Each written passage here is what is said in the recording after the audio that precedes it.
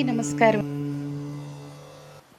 సర్వదాభీష్టదాతారం సతాం why దృఢమహవే అంజనాగర్భసంభూతం సర్వశాస్త్ర విశారదం.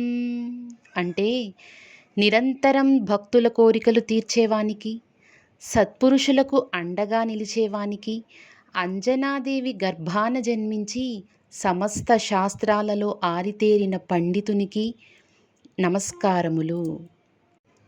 కపీనాం ప్రాణదాతారం సీతాన్వేషణ తత్పరం అక్షాది ప్రాణహంతారం లంకాదహన తత్పరం.